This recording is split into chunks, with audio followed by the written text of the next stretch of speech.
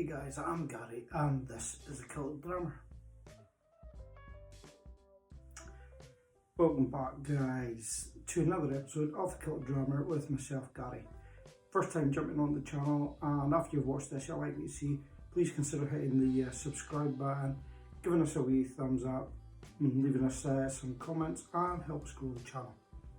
Okay, we're back in the dining room for another little episode in here. As you know, we grabbed some of the miniatures, samples that got lying around, and tonight's no different. I've grabbed a wee thing of Glen Moray 15-year-old. Just going to get this one cracked and we'll get it in the glass.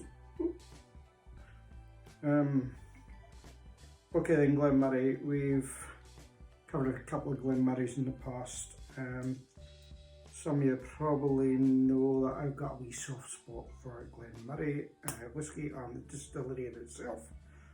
It's only like 20 miles or so along the road, and you can probably see behind me. I like my Glen Moray. Now, the Glen Moray 15-year-old is part of the heritage range.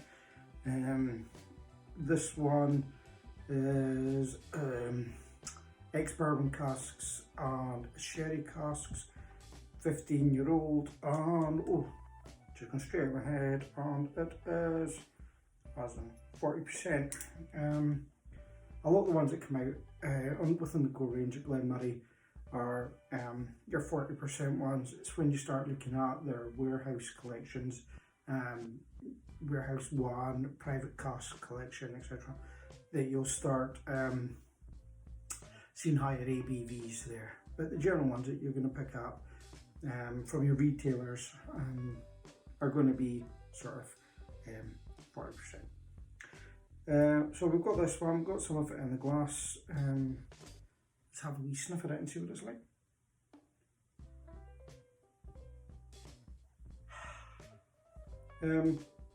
As I said, it's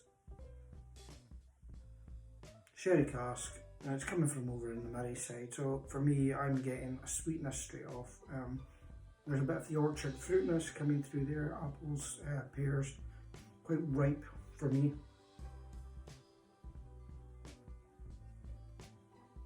There is a vanilla, again, probably coming through from the bourbon casks.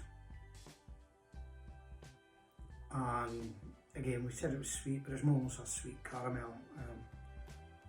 Nothing unfamiliar there for sort of bourbon and first Speyside ones.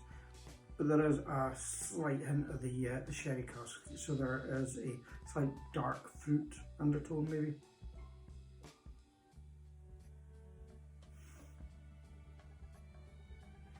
There's almost a smokiness in the background there. It's probably coming through from the charring within the casks. If I remember, some of the casks are recharred, etc. Maybe a slightly heavier charring on this. Glen Moray do ones where they do some heavier charred oak. So yeah, there's a bit of smoke, sort of charring smoke coming in there. Let's give that a wee sip.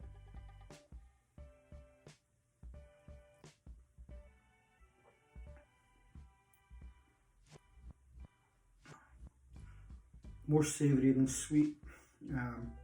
The nose was really sweet for me. More savoury on the palate. Salty almost. Yeah, a bit of a salty finish coming in on it. Still getting the sweetness there. I'm sort of conflicting a little bit there. In the back of my mouth there's a sweetness, in the back of my throat there's a saltiness. There's milk chocolate.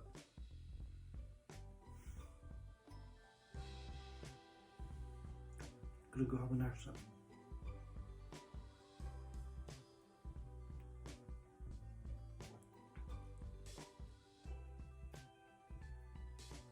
Who's had a banana sandwich? You know, when you get that banana and you slice up a bit of banana, want a bit of bread and butter. Getting bananas coming through, but it's almost like I've put some salt onto the bread. A salty banana. It's nice. This one rocks in, I think, in about £45 for a 15-year-old whisky. £45. Alright, it's down at 40%, but for me there's a flavour there, there's complexity, there's things that I can find. It's easy on the pocket, it's an easy drinker, but if you want to think about it, you can. Yeah, Glen Moray Heritage Range, 15-year-old. Give it a try, guys. Slange.